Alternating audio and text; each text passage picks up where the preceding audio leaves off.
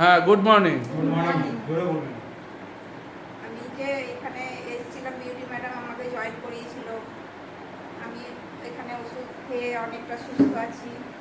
আমার মেয়ে ওষুধ না, এগুলো ম্যাডাম সাপ্লিমেন্ট, ঠিক আছে?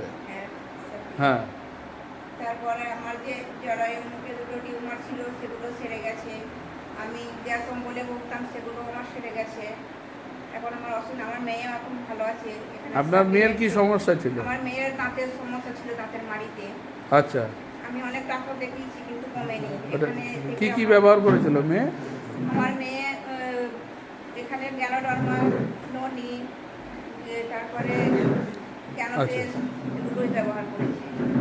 আর আপনার সিস্ট হয়েছিল, হ্যাঁ স্যার। আপনি কি ব্যবহার করেছিলেন? আমি ভেস্টিজের।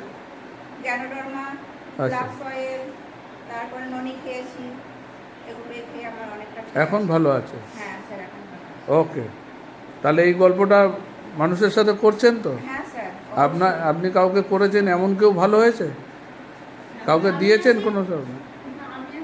আপনি আছেন ম্যাডাম? ও, উনি আপনাকে কিছু সাপ্লিমেন্ট দিয়েছে? ম্যাডাম আপনি বলুন, আপনি কি সাপ্লিমেন্ট কি কারণে ব্যবহার করেছেন? আমি স্কিনের জন্য এসেছিলাম। আচ্ছা, আমাকে একটা সাবান দিয়েছিল। হ্যাঁ, ওই সাবানটা এক সপ্তাহ 10 দিনের পরে হালকা স্কিন একটু সাদা হয়েছে, এখনো কিছু রয়ে গেছে। তারপরে হাঁটু পাতার জন্য এসেছি।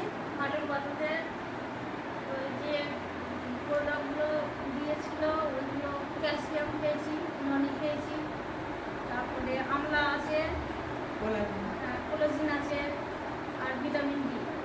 এগুলো খেয়ে আমার হাঁটু ব্যথা আমার খুব সুস্থ। এখন সুস্থ আছেন, তাহলে এই গল্পটা করবেন তো? চলাফেরা করতে পারতাম না, পা টেনে টেনে হাঁটতাম, ওইগুলো এখন সুস্থ আছে। বাহ, জোরে জোরে ক্ল্যাপিং হচ্ছে। এত সুন্দর রেজাল্ট। এই কথাগুলো গল্প করা যাবে তো মানুষের সাথে? করুন, এখান থেকে একটা নতুন। হ্যাঁ, নিয়েছি। আমার শাশুড়ি মার পায়ের ব্যথা, হাঁটু ফোলা, এগুলো নিয়েছি। আচ্ছা, সুস্থ আছে। ওকে, থ্যাংক ইউ।